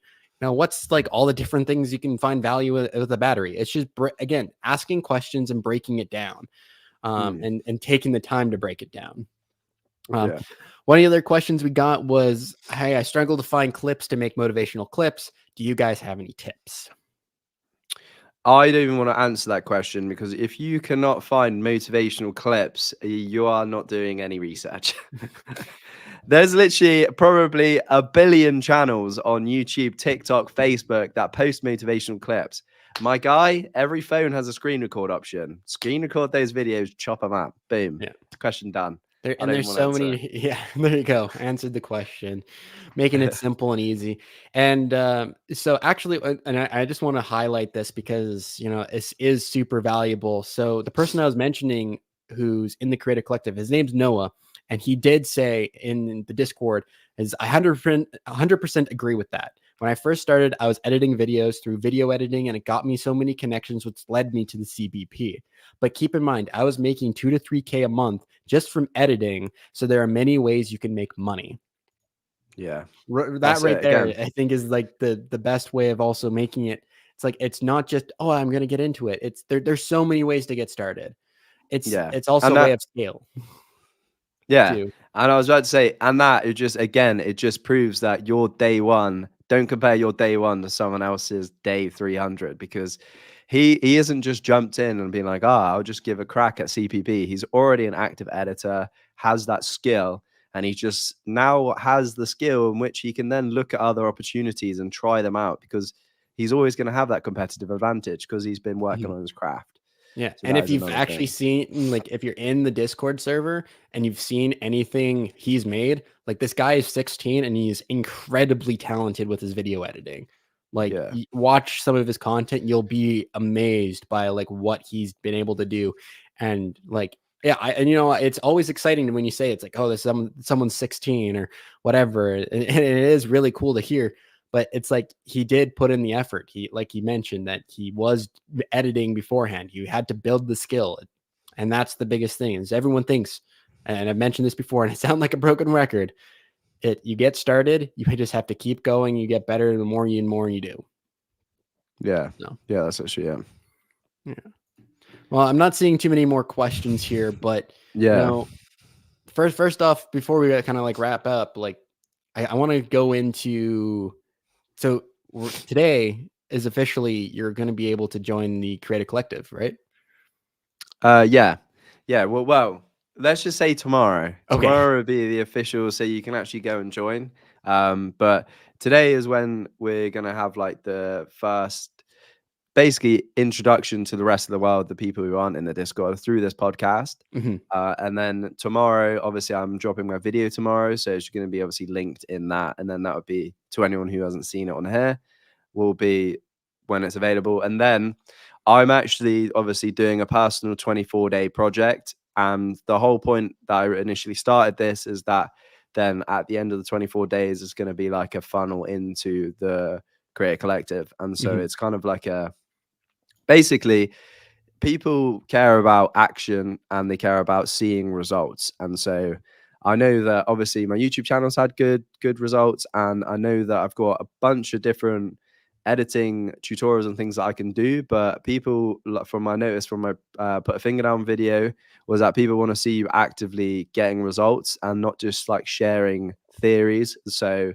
basically now is, I didn't want to just launch it and not have like really resounding results personally. And so that's basically what I'm building right now. Which is why because this was meant to launch officially in December and then was meant to launch 1st of January, but it's like I don't just want to be the YouTube and ecom. I want to actually, if I'm going to be full content, I want to have like some resounding results that people will be like, why have you created this community? What am I going to gain for it? And be like, I've got a YouTube channel. I did this with ecom, and TikTok and Instagram have all blown up in the last 30 days, sort of thing. So again, just it builds a social proof as to why people should listen and why people should join. So yeah, this is, you'll be able to join tomorrow when my YouTube channel goes live, is when I'll open the WAP, which is what is going to be run through. And then there's going to be like all the back end sort of tutorials and stuff are going to be launching as I basically do a YouTube video a week. I'm going to be doing like a valuable, it's almost going to be like a members only tutorial bank where people can get in and learn about all the back end of monetizing a content creation business. And then the community is just a place where people can come discuss. And yeah, we're going to have a bunch of different entrepreneurs in there who should be able to give you some insights and knowledge from them. And yeah, it's just going to be basically, this is like, again, day one. So 12 months time, the whole place is going to be so much better and built out better. But yeah, I'm really excited for the future of this, for sure. And it's going to be really cool to see what can truly be possible with it. Like, you know, it is day one with it, you know, so at least today, so there are like some individuals we've already chosen. They'll have access to it today, just so we can. Yeah, for sure. Yeah. Well, without it like sort of putting like a downer on it. I mean, it's for them, it's going to be no different to the inner circle. Yeah. And so it's just like the name change. So that's why I was there like, right, I need to create this some success, and then I can then use that as a case study, which the whole Creator Collective will then be built around, because all the questions will be answered with that case study. Is what I basically reverse engineering what Jordan Brown did with his drop shipping free course, and then his private community is like basically what I want to do with content creation. And so I have to now go and actively reapply myself to get the results real time, document the whole results, and then that's what the private community can discuss and trial for themselves. Awesome. Yeah. Awesome. It's all coming together. It's all getting here. I'm actually quite surprised my camera hasn't died. I totally thought it was going to die like 45 minutes ago. It lasted almost the whole thing. Is there anything else you want people to know about before we let go? Any final thoughts? No, just Chuck, you're going to try and do this once a week, right? Yeah, once a week. Yeah. So for people who obviously from either my YouTube or wherever, if they know me, this is Justice and Icy, and he's going to be basically running this. And like, this podcast isn't my idea. He's come out of it all for himself. So go support my boy. It's going to be something that if you're in the Creator Collective community, you'll have access to like sort of ask personal questions to people that Icy is going to be bringing on. But if you're interested in content creation and actually making a full-time income from this, go subscribe to the Creator Collective podcast. Follow along. It's kind of like a subsection of the Shappers community, but is completely and utterly Justice's own personal project. So go support him. Let's see if we can get this video to 100 views. Yeah, and we actually got the trailer to 100 views before we started this podcast. Boom. So boom. You know what? I want to at least get a little higher. We should be heading at least 115. I think beforehand it was I got to 101. I'm like, okay, we got, by next week when I do episode 2, we need at least 115. We need to be increasing every time. I think obviously a trailer is much easier for someone to consume as well. Oh yeah. So if you can try and hit consistent 100 views on the videos at the beginning, that would be an awesome goal for sure. But yeah, it's a complete. I just want to say like massive thank you to you because you completely and utterly helped build out like the Shappers University community. And so in a way, I'm really trying to funnel you guys over and support. And then hopefully it'll be like a symbiotic relationship that we can just keep growing. And then all of the other members in the community, make sure you keep working, actively taking action, because obviously Justice is able to have this and able to basically build this relationship through taking action. And so hopefully I'm going to obviously try my best to try and build this. I wish I could do it like full time with you, but honestly, I've got too many cookies I'm trying to bake right now. But yeah, I'm honestly buzzing. When you brought this idea and you said about it, I'm really excited for what it could hold, and I know it adds value to the community, and it's going to obviously add value to your life, give you something to try. And hey, if you do a bunch of episodes and it doesn't work, I think just the fact that you have done this and speaking on camera, etc., is going to be really like fundamental in whatever you decide to do next. But no, I'm buzzing. I honestly I respect, bro, that you've actually taken the action, set this whole thing up. It's cool to see. This is exactly what Shappers University is about and what the Creator Collective is going to push for. People having ideas, supporting them, guiding them, but also letting them just like cook their own path. And this is sick. I'm buzzing for you, and I'm gonna do my best to try and help it succeed as much as possible. And honestly, the biggest reason why I started this podcast has to do with this community and getting to work alongside Jonny with it. I know it is my idea and it is something I'm going to be building and working on and continuing to develop. Because like I am very excited to see where this can go and what the possibilities is with this. I'm excited to meet some really unique people, and I'm also excited because I have also mentioned this. The podcast will also feature members of the Creator Collective. So if you're part of the Creator Collective, like you have this chance to have this conversation wherever you are in your journey too, which is kind of the cool part. Is like I said at the very beginning, this is not about me. I may be building it and growing it, but it's not about me. It's about sharing stories. And I want to be able to have these different stories because, right now I'm kind of thinking it might be very similar. Like every time I bring someone up, we're going to have the same story over and over again. But I'm also realizing it's like there was a lot of things I didn't know about Jonny before this call, before this podcast. And I think what was really cool is I got to learn more, and we're still building this relationship we've been, building together. And I just want to like throw this out here. And the reason why this is where I am, people think it's super difficult to start networking. It's not. And the biggest thing is like, I was me showing action in this community and showing that I was willing to make content, go and do the work. But then just, being a normal person and just reaching out and saying, hey, I'm interested in helping you out with something. Like, it can just start that way. And even though it's like, I'm still at that point where I'm still building, anyone can and start building anything. So like, even if someone came out to me and said, hey, I want to help do this, like, first off, build that relationship. It's as simple as just start building a relationship, have conversations, share things you're doing, and share that you're kind of like that same level of interest. So I really do appreciate getting to work with you on this, and I'm glad you're excited about it. And I'm also very excited to see what else is truly possible with this podcast. And so just before we go, like, where can everyone find you? What's the best place for people to find you? I know this is the most common thing in like, of course. No, I like the format. I'm like, you got it. I got to do it. These people are going to be listening to this. Yeah, I'm sure 99% of people listening to this are probably going to know who I am. I'm probably in my community. But if you want to find me, JonnyShapland.com will lead you to all of the places you can find me: newsletter, Discord, YouTube channel. And Jonny Creates, if you want to follow along, I'm doing a 24-day project, basically trying to build consistent self-development techniques to go into 2024. But also it's a kind of like a low-key project of trying to get into the CPB. Well, the best way I know how is just documenting and making videos about personal brands. So yeah, Jonny Shapland on YouTube, and Jonny Creates on TikTok and Instagram. Awesome. And then, of course, if you're trying to find me, well, if you actually search my full name, you can't find my domain anymore because I took off my website and I got to redevelop it. But you can find me on this Discord. I'm free to chat anywhere. I'm also on X and YouTube. I think it's just edit icy on X. I'm going to eventually change it to just create icy. On TikTok, I'm just create icy, and I believe YouTube is also just create icy.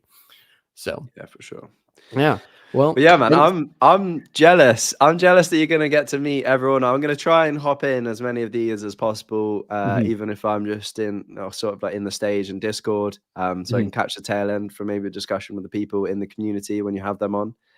But yeah, 100%, guys, come on. This is one of the community members who's literally just worked, taken action. And I think he downplays the work that he was doing, the level of videos that he was making. They were like, full blown high quality production videos that he was like rendering stuff.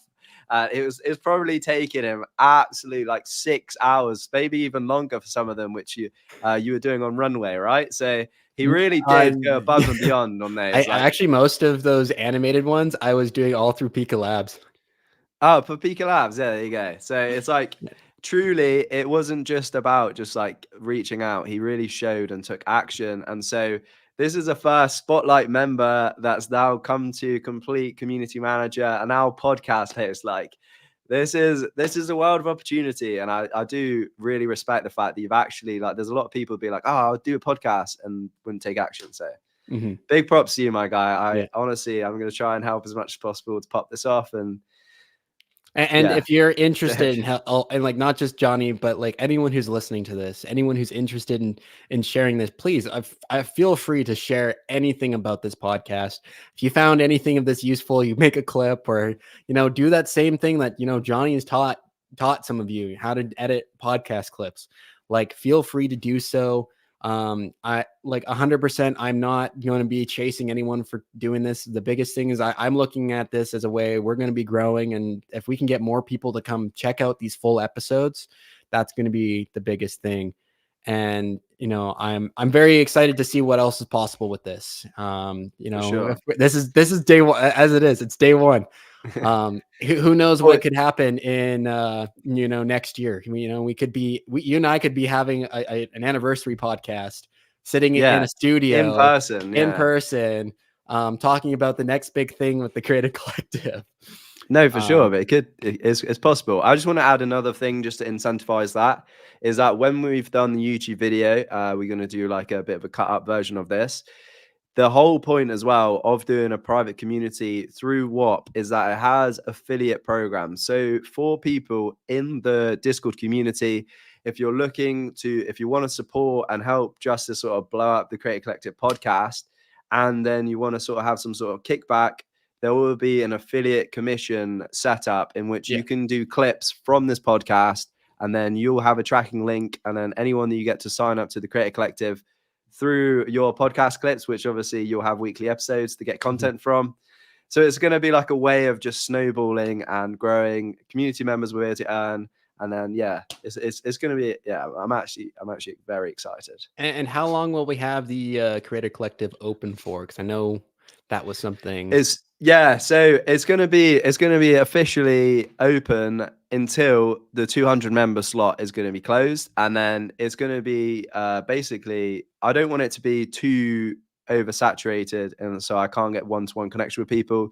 But I know for a fact there's people going to filter in, they're going to leave, and then we're going to get new people, just like we do in the community. And so it's going to be closed. It's going to be limited to 200 people. And then after that is when we're going to really dial in and try and help those 200 people with their creative goals. And then when we start getting some good case studies from that potentially will open up. So it's going to be first come, first serve. Awesome. All right. Well, thanks again, Jonny, for hopping on and sharing your thoughts, sharing your story. And hope we'll see you again on here soon, for sure. Like probably maybe a month's time. Who knows? And then we're gonna start cycling in. Next week I have just to kind of tease it, I actually will be talking with Noah, who's in the Creative Collective, and we're good. That's the next fella, and I hope we all have a good time with that. So I'm very curious and interested to hear this story and hear what we have next. So I hope you all have a wonderful day. It's been fun. Thank you, Jonny, again. And thank you everyone who tuned in live, sharing some questions and supporting this community the best they can. So without further ado, I'm trying, actually, before I go, one's in the chat. If you want to see the intro, because if you missed that, I'll play the intro and then we'll do the countdown, or just go right into the countdown. So we'll kind of give some moment for that. I know there's like 6 viewers on here, and then on Discord there's a couple people. So I don't know if I'm going to get any ones in the chat. Go on, I'll put one in the chat. Oh, okay, we got Kimbo. I know there's a bit of a delay too. So there we go. Awesome. All right, I'm gonna end this up with the intro, and then we're gonna head up with the countdown, and then this will be over. Boom, first one. All right. Boom, smashed it. Welcome to the gathering of digital warriors and online trailblazers, where you are the visionary, the one who sees opportunities where others see obstacles. Each morning, you rise with a mission, not to exist, but to excel in the online world. You are not here to follow trends. You are here to set them. Together, in the Creator Collective, we don't just adapt to the digital age, we lead it. Welcome to the Creator Collective podcast.